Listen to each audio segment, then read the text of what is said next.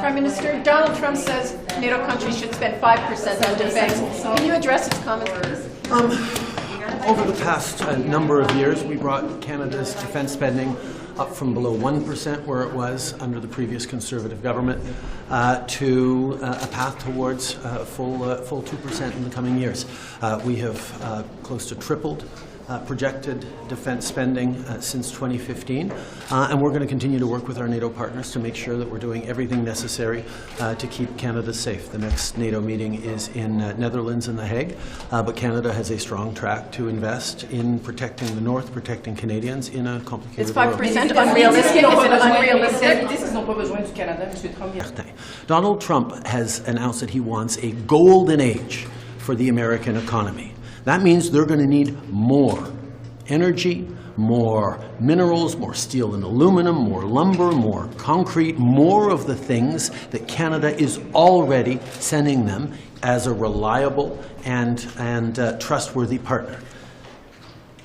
If he does move forward on tariffs on Canada, as he has said, whether it be back on January 20th or on February 1st or February 15th as a Valentine's Day present, or on April 1st, or whenever he says he's going to do it, as he keeps repeating, two things will happen. One, Canada will have a strong, robust response, because we don't want this, but we will respond if necessary. And two, prices for American consumers on just about everything will go up. And we don't think he wants that. So we're going to be there. He has talked about the border as being a great preoccupation for him. We have highlighted that less than 1% of illegal drugs coming into the United States, less than 1% of migrants going into the United States come from Canada. But we're still investing over $1 billion in strengthening our borders. And as an illustration of what we've been saying all along, Toronto Police and the Border Services Agency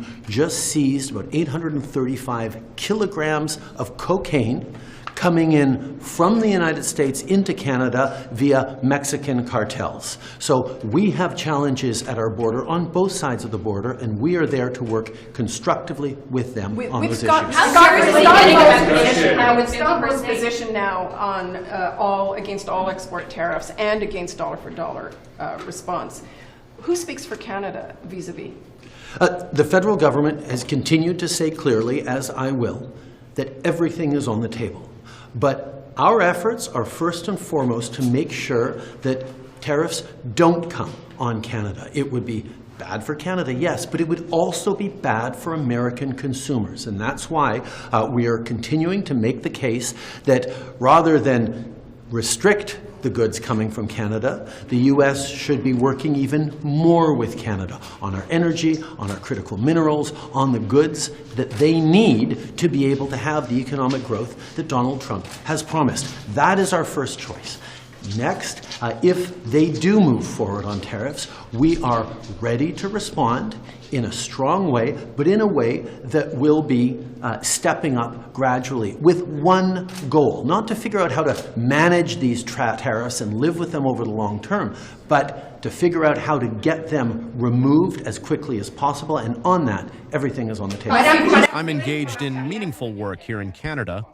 I believe you could reach out to Madame Danielle Smith, considering the discussions you had at Chateau Montebello in Western Quebec. Will a movement, an evolution, and a new confirm in you will stop it?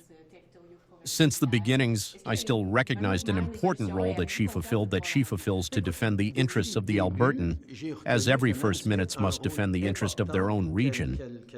But at the same time, there is a Canadian interest that everyone is feeling. I hear and I understand Madame Danielle Smith, and what I asked yesterday is that we can work together to find ways to use the important lever that Canadian oil and gas to remove or repeal any prices. We just hear that Madame Danielle Smith does not want to do. I understand. But are there things that she can offer that one can find that would be bad for the United States, which would encourage the encouragement to come back to the prices without hurting the Albertans than necessary?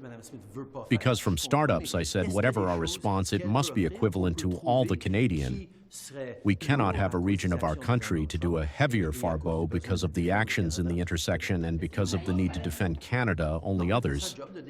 Is there a person? No, he does this job to defend Alberta, but we all want to defend all the Canadian